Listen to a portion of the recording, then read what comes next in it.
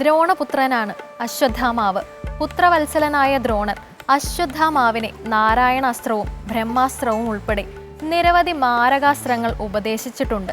എന്നാൽ അത് ഉപയോഗിക്കാനുള്ള മാനസിക യോഗ്യത അദ്ദേഹത്തിനുണ്ടായിരുന്നില്ല. ഈ കഥകൾ വിശദമാക്കുകയാണ് ഇന്നത്തെ കഥയമമ്മ.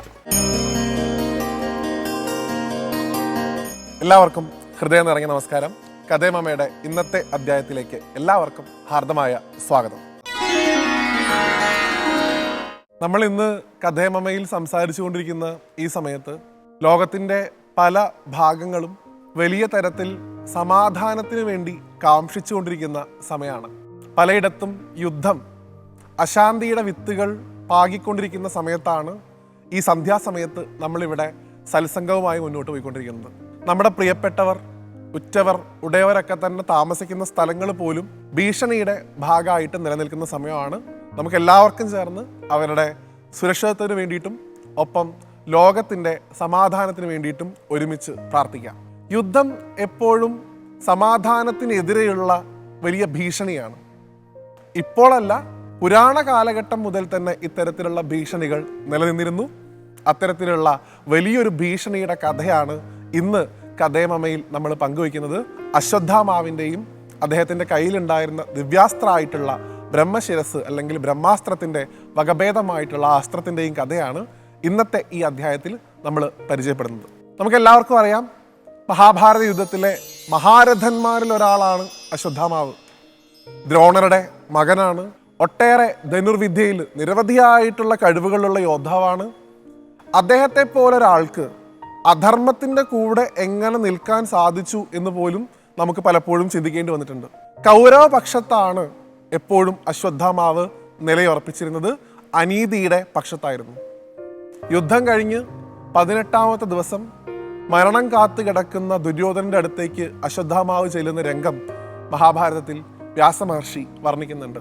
അവിടെ വെച്ച് തൻ്റെ സുഹൃത്തായിട്ടുള്ള, തൻ്റെ രാജാവായിട്ടുള്ള ദുര്യോധനന് അദ്ദേഹം വാക്കു കൊടുക്കുന്നു, പാണ്ഡവരെ ഈ വിജയം ആഘോഷിക്കാൻ ഞാൻ ജീവനോടെയുള്ള കാലത്തോളം അനുവദിക്കില്ല. കൃപാചാര്യരെയും കൃതകർമാവിനെയും വിളിച്ചുകൊണ്ട് അദ്ദേഹം പാണ്ഡവരുടെ പടകുടീരത്തിലേക്ക് പോകുന്നു. അവിടെ കിടന്നുറങ്ങിയിരുന്ന മുഴുവൻ യോദ്ധാക്കളെയും, പ്രത്യേകിച്ച് പാഞ്ചാലിയുടെ 5 മക്കളെയും അദ്ദേഹം ആ ഇരുട്ടിൻ്റെ മറവിൽ വെട്ടിക്കൊലപ്പെടുത്തുകയാണ് ചെയ്യുന്നത്. മുഴുവൻ യോദ്ധാക്കളെയും കൊന്നൊടുക്കിയിട്ട് അദ്ദേഹം തിരിച്ച് ഈ ദുര്യോധനന്റെ അടുത്ത് പോയി അവരുടെ തലകൾ കാഴ്ചവെച്ചു എന്നാണ് പറയുന്നത്. ഇത് മനസ്സിലാക്കിയ അർജുനനും ഭീമനും അശ്വത്ഥാമാവിന് നേരെ യുദ്ധത്തിനായിട്ട് പുറപ്പെടുന്നു. അശ്വത്ഥാമാവ് അർജുനനെ തടുക്കാനായി അദ്ദേഹത്തിൻ്റെ കയ്യിലുള്ള ബ്രഹ്മശിരസ് എന്ന് വിളിക്കപ്പെടുന്ന ആ മഹാസ്ത്രം അത് പ്രയോഗിക്കുന്നു. ഇത് കാണുന്ന സമയത്ത് ഭഗവാൻ കൃഷ്ണൻ അർജുനോട് പറയുന്നു, അർജുന, താങ്കളും ഇതേ അസ്ത്രം തന്നെ പ്രയോഗിക്കുക. ഈ 2 ദിവ്യാസ്ത്രങ്ങളും ഒരുമിച്ച് കൂട്ടിമുട്ടിയാൽ ഉണ്ടാകുന്ന അനർത്ഥം എന്താണെന്ന് മനസ്സിലാക്കുന്ന ഒരു മഹാത്മാവ് അവിടെ വന്നു ചേരുന്നു. അദ്ദേഹത്തിൻ്റെ പേര് വ്യാസൻ എന്ന് തന്നെയാണ്. സാക്ഷാൽ വ്യാസമഹർഷി വന്ന് അർജുനോട് പറയുന്നു, ഈ 2 അസ്ത്രങ്ങളുടെയും ശക്തി താങ്ങാനുള്ള ശേഷി ഈ പ്രപഞ്ചത്തിനില്ല. അതുകൊണ്ട് ദയവായി അതിനെ ഉപസംഹരിച്ചാലും. വ്യാസമഹർഷിയുടെ വാക്ക് കേട്ട് അർജുനൻ തൻ്റെ അസ്ത്രത്തെ ഉപസംഹരിച്ചു. എന്നാൽ ഇതേ അഭ്യർത്ഥന വ്യാസൻ അശ്വത്ഥാമാവിനോടും കൊടുക്കുന്നുണ്ട്. എന്നാൽ ഒരു കാരണവശാലും അശ്വത്ഥാമാവ് വ്യാസമഹർഷിയുടെ വാക്കുകൾക്ക് ചെവി കൊടുത്തില്ല. അദ്ദേഹം ആ അസ്ത്രത്തോട് കൽപ്പിക്കുന്നു, അഭിമന്യുവിൻ്റെ ഭാര്യയായിട്ടുള്ള ഉത്തരയുടെ ഗർഭത്തിൽ കിടക്കുന്ന പാണ്ഡവരുടെ അവകാശിയെ കൂടി നിഗ്രഹിച്ചതിന് ശേഷം മാത്രമേ നീ എൻ്റെ അടുത്തേക്ക് തിരിച്ചു വരാൻ പാടുള്ളൂ. അങ്ങനെ ആ അസ്ത്രം അതിവേഗത്തിൽ ഉത്തരയുടെ ഗർഭത്തെ ലക്ഷ്യമാക്കി പായുന്നു. ഉത്തരയുടെ ഗർഭത്തിൽ ആ അസ്ത്രം തറയ്ക്കുന്നു. അതിനകത്ത് കടന്നിരുന്ന അഭിമന്യുവിൻ്റെ കുട്ടിയായിട്ടുള്ള, പാണ്ഡവരുടെ പുതിയ അവകാശിയായിട്ടുള്ള ആ രാജകുമാരനെ കത്തിക്കരിഞ്ഞ കരിക്കട്ടയാക്കി മാറ്റുന്നു. എന്നാൽ ഭഗവാൻ കൃഷ്ണന്റെ സമയോചിതമായിട്ടുള്ള ഇടപെടലാണ് പരീക്ഷിത്ത് മഹാരാജാവിൻ്റെ പുനർജന്മത്തിന് കാരണമാവുന്നത്. ഒരു ഭ്രൂണഹത്യാ പാപമാണ് ആ അസ്ത്രം കൊണ്ട് അശ്വത്ഥാമാവ് വരുത്തി വെച്ചത്. അതുകൊണ്ട് തന്നെ ഭഗവാൻ കൃഷ്ണൻ അശ്വത്ഥാമാവിനെ ശപിക്കുന്നു. അദ്ദേഹത്തിൻ്റെ നെറ്റിയിലുള്ള ഒരു വിശേഷപ്പെട്ട രത്നം അത് പറിച്ചെടുക്കുന്നു ഭഗവാൻ. എന്നിട്ട് അദ്ദേഹത്തിന് കൊടുക്കുന്ന ഏറ്റവും വലിയൊരു ശാപം, ഒരു തരത്തിലും മോക്ഷം കിട്ടാതെ ഈ ഒരു മുറിവ് ഒരു കാലത്തും ഉണങ്ങാത്ത തരത്തിൽ ഈ പ്രപഞ്ചം മുഴുവൻ താങ്കൾ ഒരു അഭയാർത്ഥിയെ പോലെ ഒരു നികൃഷ്ട ജന്മമായി അലഞ്ഞു തിരിയാൻ ഇടവരട്ടെ എന്നുള്ള ശാപമാണ് ഭഗവാൻ അശ്വത്ഥാമാവിന് കൊടുക്കുന്നത്. ഇന്നും ചിരഞ്ജീവിയാണ് അശ്വത്ഥാമാവ്. ഈ രത്നം പോയ മുറിവുമായി ഉണങ്ങാത്ത മുറിവുമായി നമ്മൾക്കിടയിലൂടെ രക്തം വമിക്കുന്ന മുറിവുമായി അദ്ദേഹം സഞ്ചരിക്കുന്നുണ്ട് എന്നാണ് വിശ്വാസം.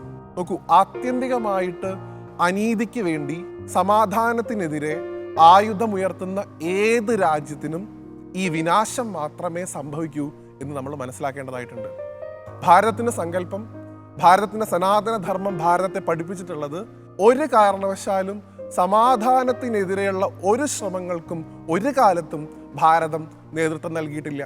തൻ്റെ പരമാധികാരത്തിന് നേരെയുള്ള ആക്രമണങ്ങളെ ഭാരതം അതിജീവിച്ചിട്ടുണ്ട്. അതല്ലാതെ ഒരു തരത്തിലുള്ള ആക്രമണങ്ങൾക്കും ഭാരതമായിട്ട് മുന്നോട്ട് പോയി ചെയ്യുക എന്നുള്ളത് പതിവില്ല.